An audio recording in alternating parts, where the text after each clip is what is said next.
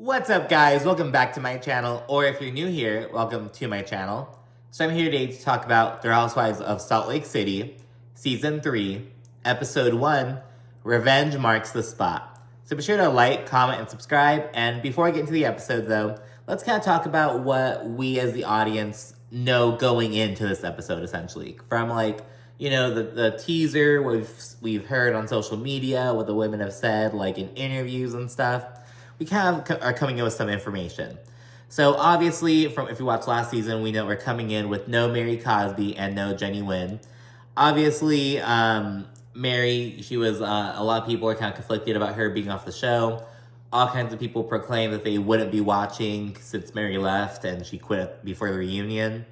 Jenny, no one's really acknowledging that she's on. Everyone's just kind of pretending that didn't happen. But yeah, so no Mary or Jenny this season, obviously. And they haven't really mentioned either of them. Heather Gay, she said that in an interview, I don't remember where. I think it was like on a podcast or something. She said that she misses Mary and thought she brought something important. Whitney shared similar sentiments, I believe. And it's like, all of a sudden, especially with Whitney, and it's just like, okay, whatever. Speaking of those two, we also know that they eventually have a fallout this season. And we know Whitney and Heather, they've been friends for years. And they are cousins, and I always forget this detail, though, because, when I hear that people are cousins, I'm like, oh, yeah, they, grew up together, they, all shit. But no, they didn't find out they were cousins till, way later on, after they were friends, after, I don't remember if it was after Heather got a divorce, or it was after Whitney and Justin got together and also had an affair or whatever. Sometime, when one of them had that life-changing thing, they, became friends shortly thereafter. We also, coming into this, we know that Lisa and Meredith, these former besties, there's some tension because of the hot mic moment. I'm just kind of going over some of the other stuff, kind of doing a little refresher if you just want to fast forward if you know all this shit already. So yeah, the hot mic moment, there's kind of some tension there. And this season 3 is actually starting a month after the reunion. So it's very fresh still. Because Meredith found out about this shit a couple days before the reunion. Jen, she in the season, right now at this point in time, she's preparing to go to trial. She's still proclaiming her innocence, but she has since pleaded guilty to basically defrauding elderly people and scamming people. She pleaded guilty to that. I don't remember how much time she could potentially face. She hasn't been sentenced yet, I don't believe. And then we have some 3 new friends of joining the show. We have Angie Harrington, Angie H. She was on the show last season. She's the one who is also Whitney's cousin. They found when they're adults. They're both connected by Shamrock Groundy, this OG Mormon. He's a bodyguard for the prophets. She's on the show, and she also got into it with Lisa Barlow last season a little bit because she suspected her of sabotaging an event she was doing. Something for gay youth in Utah, some event for that. So anyway, there's Angie H. She's in the episode yet, though. And there's also another Angie Katsanevas. I believe that's how you say it, Katsanevas. I think that sounds Greek. It might be Greek. Angie K. She's on this episode for a little bit, and rumor has it that she was scrapped from season 1 or 2. That kind of makes sense to me because A, she's connected to a lot of ladies already, at least 3 of them. And she doesn't seem, obviously it's the first episode, but it's I don't know. We haven't really heard much of her. The other 2 newbies, Angie H., we obviously know her already. And the other girl, Dana Boy Negrete, we know of her because she's the one we saw in the trailer. She's the one who told Jen off, oh, you should get ready to, basically get ready to go to jail, bitch, essentially. So these are 3 new friends of. We've only seen Angie K so far. She's in the episode. We'll talk about her a bit more later on. But yeah, so as we know, going into it, and now we start with the actual episode. And it kicks off with a very eerie opening.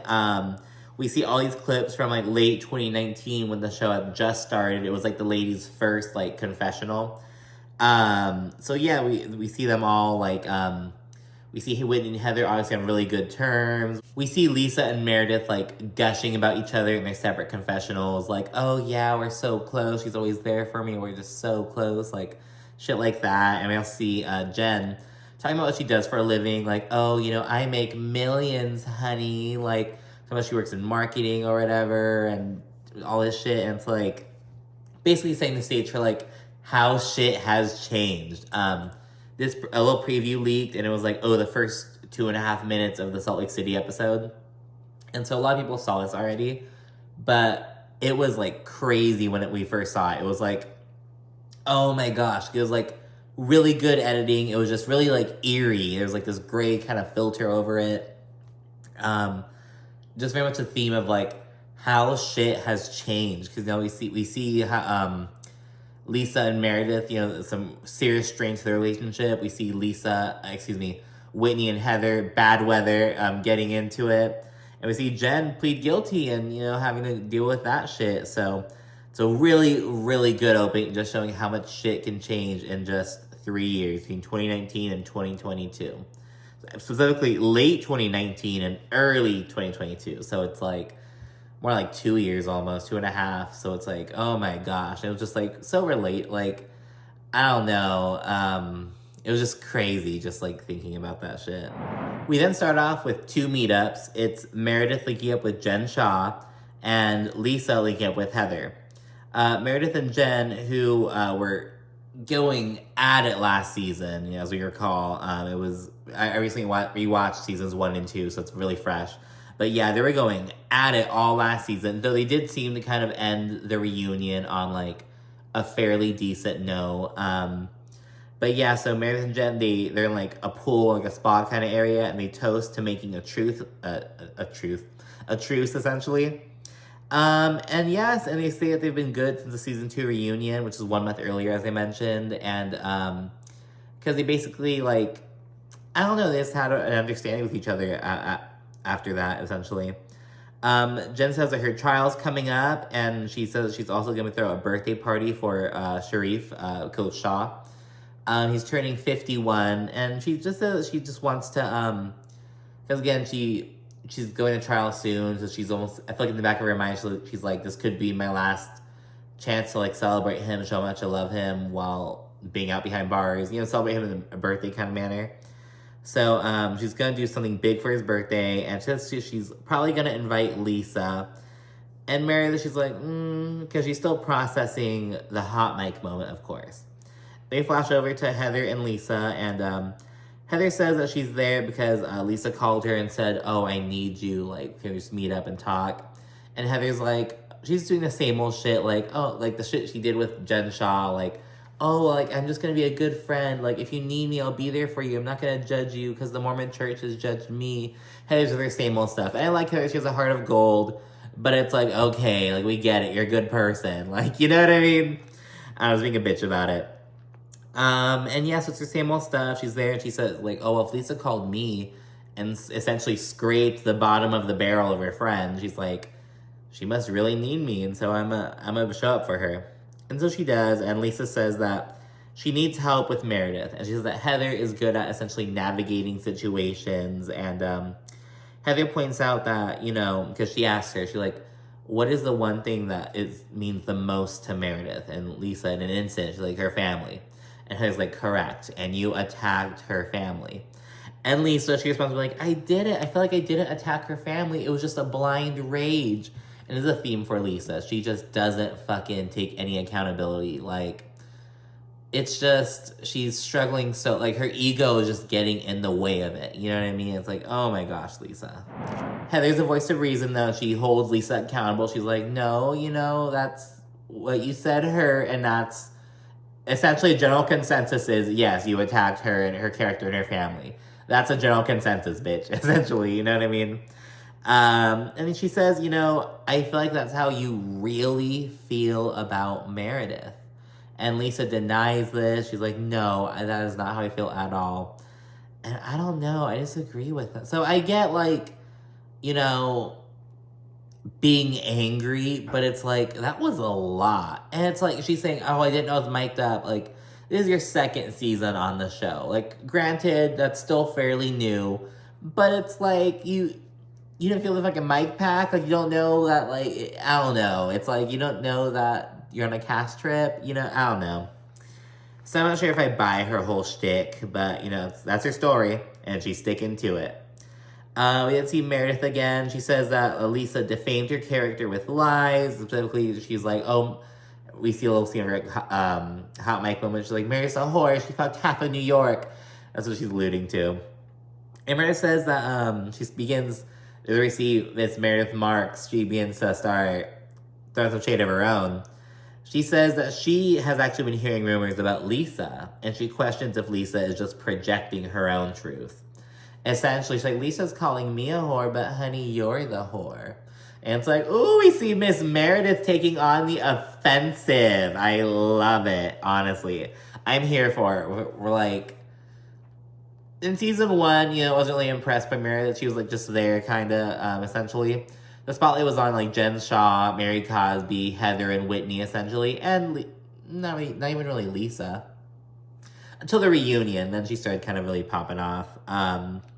Season 2, Meredith obviously was involved in a lot more shit. She and Jen Shah were going at it. And she also eventually got into it with Lisa towards the end, obviously, in Vale. But, were they in Vale? Yeah, they were in Zion. That was Zion. Vale was when they were in Zion, excuse me. Jen then proceeds to ask about the rumors, and Meredith says that there are some question marks surrounding Lisa's marriage, her business, and her finances.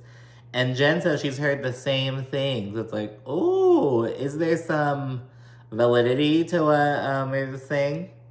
And side note, Jen also says that Meredith should make some merch with the shit that Lisa said about her, like, oh, garbage whore, like...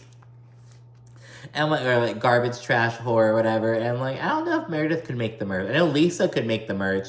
I don't think Lisa would fucking want to. But I don't know if Meredith could make the merch because she didn't say it. I don't know, maybe she could if she gets Lisa to sign the... Because like, it would be Lisa's intellectual property. You know what I mean? Because she said it. So I don't know if she could do that, Jen. But Miss Scamma. And in her confessional, for the record, Meredith says she doesn't give a flying fuck about Lisa or the accusations about, or like the rumors or whatever. But she says after she did to me last year, she is fair game. And it's like, yeah. And not even last year. Like 2 months ago. Like a month and a half ago on TV. Like what she did, you know what I mean? Like she said it last year, but like it was on TV like a month and a half ago. Like that's when it like came up. It's like, holy shit. Heather then tells Lisa that there's like some flashbacks back and forth. So now back to Heather and Lisa. She says that Lisa's just gonna have to eat some humble pie for a bit and acknowledge that she fucked up and she spewed this bullshit out into the universe forever. Because it's not like some high school rumor that like no one, obviously people are probably gonna remember it, but like no one's gonna care about it in like a couple years. You know what I mean? You may still recall it, but it's not gonna be important. It's not gonna need to like talk. You know what I mean? You might eventually forget about it. I'm only 25. Like, I still remember a lot of the high school rumors, but like, obviously they're not important, but maybe I'll eventually forget them, you know, but what I mean to say is, like, this is on, like, national TV on a platform like Housewives. What she said is gonna be, like, referenced forever, even if Salt Lake City eventually gets canceled or whatever, it's like, it's still gonna be referenced. But yeah, so she holds her accountable a bit, and that's it with the meetings. We then check in with Whitney Rose. She's at home. She's with her daughter, Bobby. I think it's funny because like Whitney and Bobby, like Whitney Houston, Bobby Christina. But anyways, and Bobby's making like a pros, cons list about guys. She's like 12 years old. She's like just doing that shit. And it's crazy. Her daughter looks exactly like her father, like just like Justin. She looks just like her dad. Not Whitney's dad, but like Bobby looks like Bobby's dad, is what I mean. But yeah, and I think her son, Brooks, he kind of favors Whitney a bit more. I think it was interesting because they look so much like their parent, you know what I mean? Especially the daughter, she looks just like Justin. But anyways, and then we see Heather pull up and she sits down with Bobby and she's like, oh, you're standing, like, this is so unrealistic. And she says she hopes to be, like, as ambitious and hopeful as Bobby is on her list or whatever. There's a little scene with that. We then see Whitney show off a little speakeasy she, like, made. And it's really cool because it's, like, a hidden, like, a bookshelf. And you, like, open it. It's this little, like, bar area. And you can lock the bookshelf in place. It's really cool, to be honest. Whitney then shares that she's on a spiritual journey with an energy healer, and she essentially doesn't have memory of the past, and the healer is clearing energy associated with early childhood trauma that Whitney's repressing or holding on to, essentially. So she doesn't really go into detail too much yet. We don't know if it's like some emotional abuse, something more like dark and nefarious. We'll find out a bit later. So she's on a spiritual healing journey. So good for Whitney. You know, she's on her own journey. And she also says that through this process, she's learned that one of her biggest wounds is the church, the Mormon Church. And she says that she's ready to ask the church to remove her name. And the thing is, I thought that Whitney and Justin were both excommunicated. Because remember, they were both married to other people. They had this torrid affair in the fucking workplace. And then they were found out and I thought they got excommunicated. But Whitney says that, like, their names are still on the Mormon record. So the Mormons are still, like, keeping tabs on them, essentially. And also ask for donations and shit. And she says that she really wants to take her name off of the church list, or doesn't take her name. And Whitney says she wants to do this for her kids, essentially to further distance their family from Mormonism, basically. And yeah, she says that her name's still on the record, and Heather provides some more context. She says that Whitney would basically be crossing her name off of Mormon God's heaven list, you know what I mean? And she'd be committing to a life of outer darkness. And remember, outer darkness is allegedly, in the Mormon doctrine, as Heather explained last season, I believe, outer darkness is like the lowest degree of hell, or lowest degree of heaven, if you will. And it's specifically reserved for people who were like once devout Mormons who went on to condemn the church and eventually like distance themselves and shit. That's like the lowest degree, outer darkness. Above that, I forget like the names, but above that is the one where like serial killers go and shit, and then it's like regular people, and it's like prophets, you know what I mean? So yeah, so it's a big deal, and that's really interesting. I'm like, wasn't Whitney already like excommunicated? Maybe they're like, oh, you can't go to church, but you know, you can still be on God's list. Like you can still go to heaven because you're once. But you know, maybe it's something like that. I don't know. If you know, let me know in the comments. Maybe we'll ask Whitney, like on Twitter. I have her number. I'm like, maybe we'll ask her. No, maybe I'll like tweet her and ask. And she and Lisa appeared on Watch What Happens Live, and she didn't really address it. I don't recall. She just said a little bit, but she didn't like explain like, I don't know, because I thought she was already excommunicated. That was my understanding. But I could be wrong, you know, who knows? Let me know in the comments if you know. And yeah, Heather also says that seeing Whitney do this is kind of making her consider doing it, because Heather has already distanced herself from the church in basically every other way, but she hasn't done that yet. She hasn't had her name crossed off yet. She hasn't had her name removed from the Mormon record. So she's kind of debating doing that, but she says she feels as though it will be the final knife in her family's back. So she's like, I don't know, because her dad's already passed away, and her mom is refusing to speak to her. So it's like she says she still feels like the pressure to like be a good daughter and like stay in the church, as she says. And yeah, Whitney should begin filling out like a form from like quitmormonism.com. There's this whole website where you can do it super easily. Obviously it was set up by someone who had an ex-Mormon who has some like legal knowledge, and it's like they basically send a form that you fill out, and it tells the church you have 5 business days from when you receive this to remove my name from the record. So yeah, she starts filling that out. So it's a pretty big deal. And Whitney actually, when she was on Watch What Happens Live, she says that she went through the process and her name has been removed from the record. So good for her. Hopefully, you know, Whitney acknowledged that, like, you know, her doing it or not doing it wouldn't really change anything in her day-to-day life, but it would, like, the sense of freedom and the sense of being like, no, I'm offensive.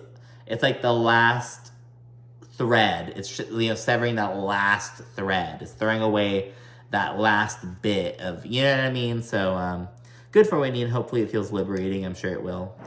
And then we see some new houses. First up, we have Jen's new home. This is the 3rd season in a row when she has a new house. She went from 9,000 square feet to 4,500 square feet. And she says that she, in addition to downsizing her place of living, she has downsized the Shah Squad. So it's like, oh my God, not the Shah Squad. Because remember, those are like her everything. Jen then sits down Sharrieff and she begins talking about the birthday party. And she introduces us as the audience to Angie K.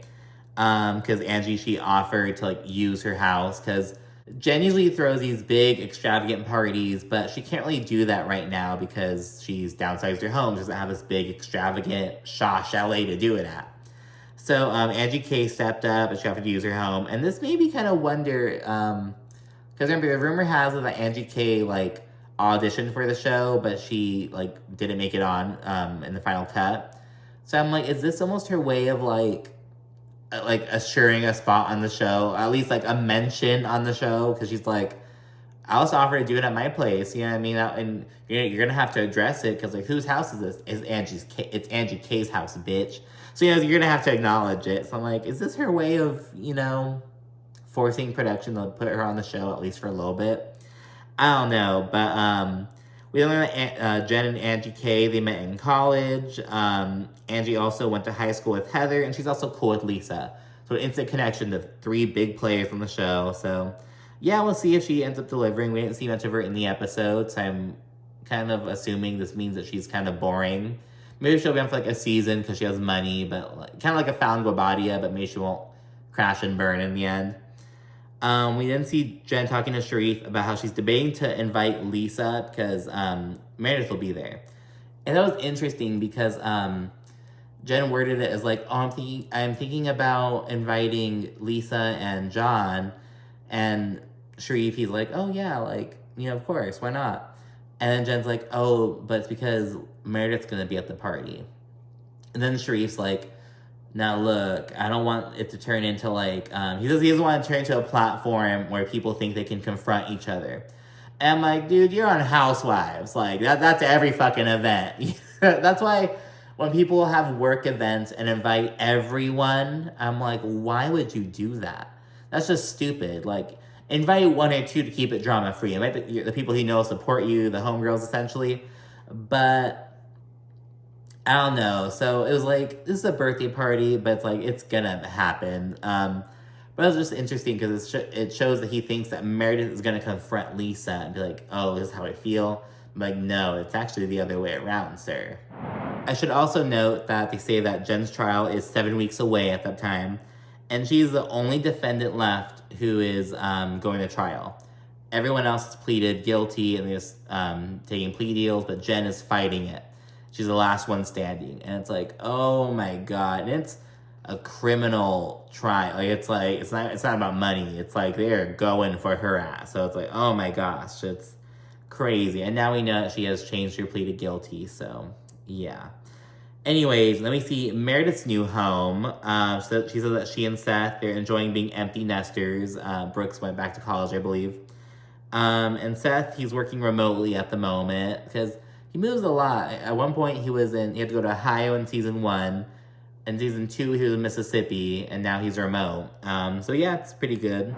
Meredith then, she's just talking shit about Lisa in her kitchen, and she's actually pretty mad. She's like, in addition to her attacking Seth and his character and his like work ethic and all that shit, she was jeopardizing 4,000 employees essentially because yes, Seth is in charge of 4,000 people. So Meredith is like, oh my gosh, attacking a man who's in charge of 4,000 employees, how dare she? It's so self-centered. And she also throws shade at fucking John Barlow, Lisa's husband. She's like, oh, Lisa's so concerned about what my husband does. What does John Barlow do other than, I don't forget how she worded it, but she was like, basically other than being Lisa's bitch. And we see some footage of John driving Lisa around, going to different fucking fast food places because Lisa's like, oh, I want a burger from here. I want fries from there. I want a drink from there. It's going to all these different places. And Meredith doesn't stop there because she goes on also throw shade at Lisa's business. She says that her liquor business makes no money, and she brings up a public document that she went through. And it essentially showed that Lisa had to crowdfund and that she had outstanding debt in this business. All kinds of shit. I didn't really understand it, but talking shit about Lisa's business. So Meredith's doing the most, and I'm not mad at it. Like I said, she's bringing up these rumors about Lisa, trash-talking her business, trash-talking her husband. However, she's not saying shit about her whole family, as Lisa Barlow did. But anyways, yeah, so Meredith's going in, and she also insinuates that Lisa has had sex for money. Because she's like, a whore is someone who has sex for money, and I have never done that, but other people in this group have. In the confessionals, like, the producer's like, are you insinuating that Lisa has had sex for money?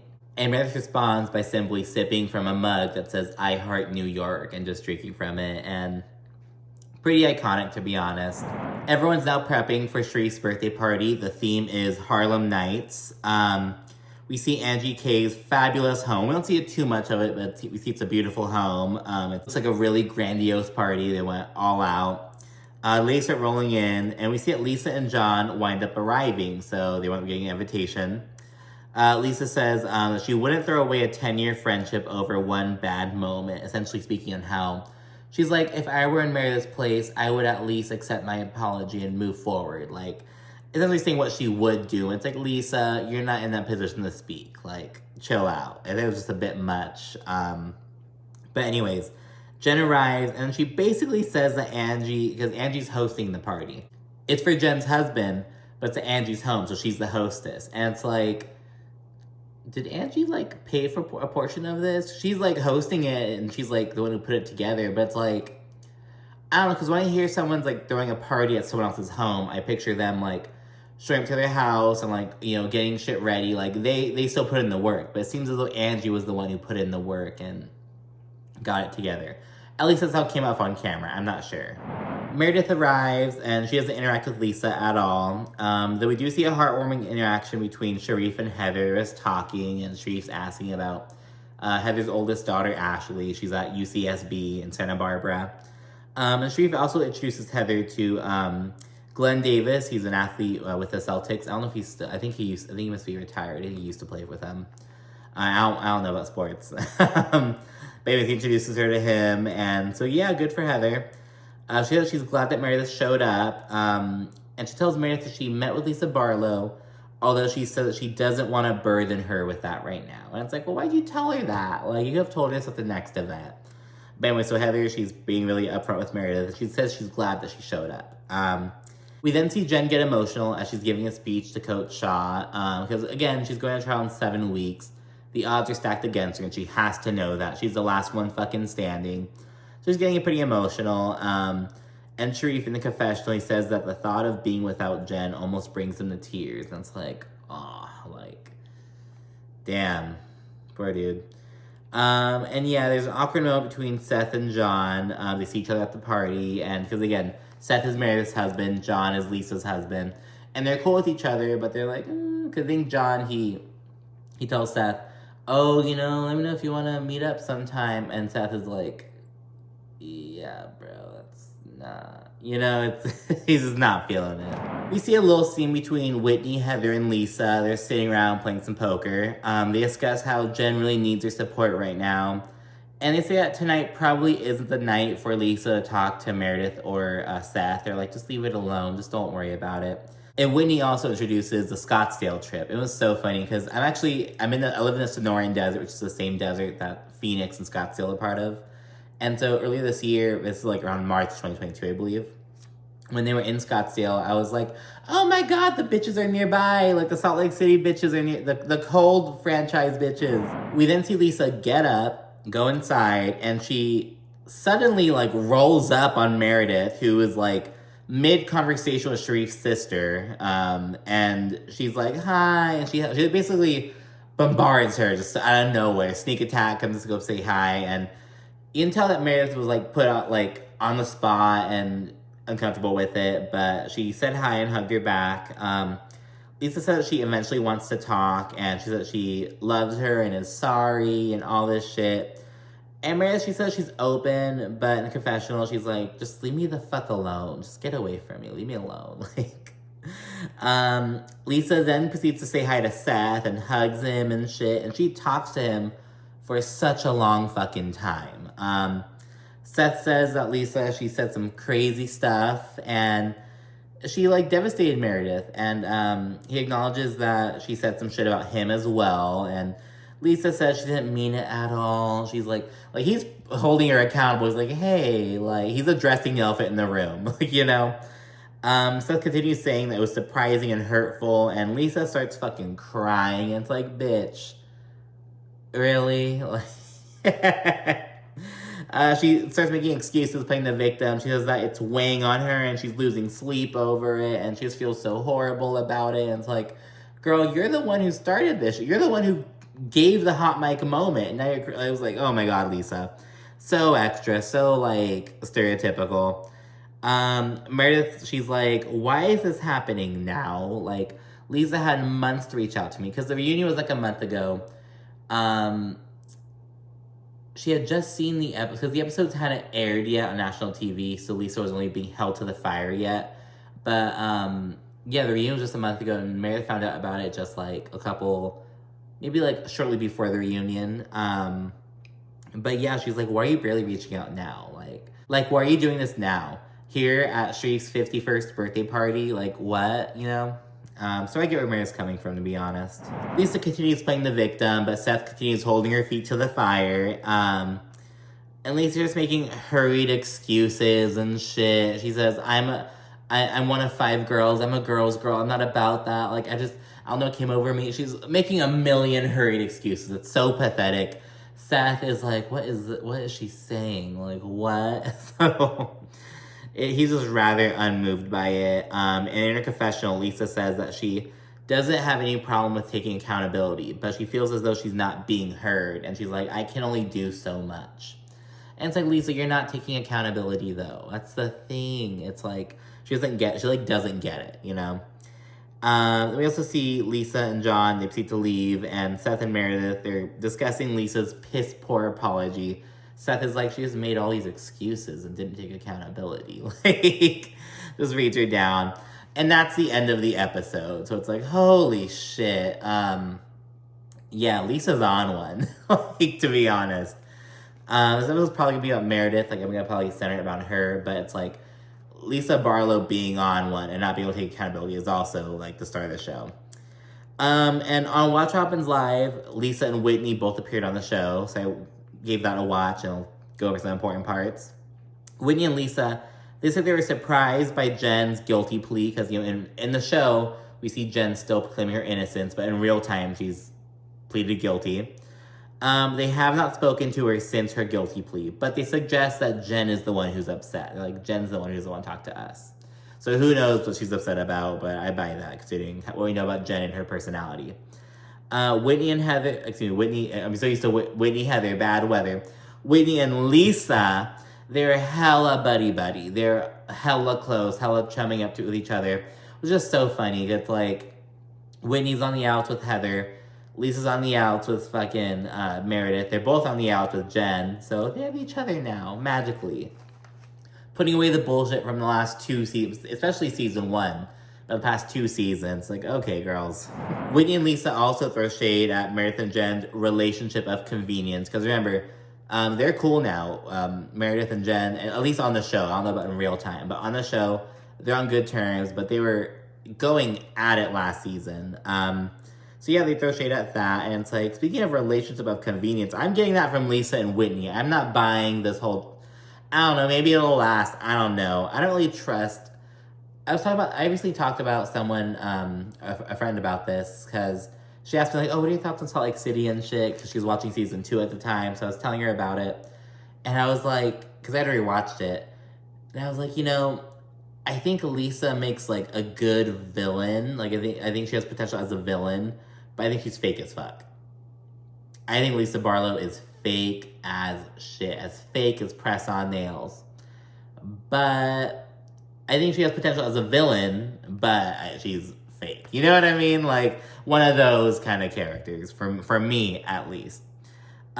Whitney also, she speaks on some Beverly Hills stuff. She says that she thinks that Kathy asking Lisa Rinna to be silent about the Aspen meltdown is unfair. She's like, we're on a reality show. You have to show everything.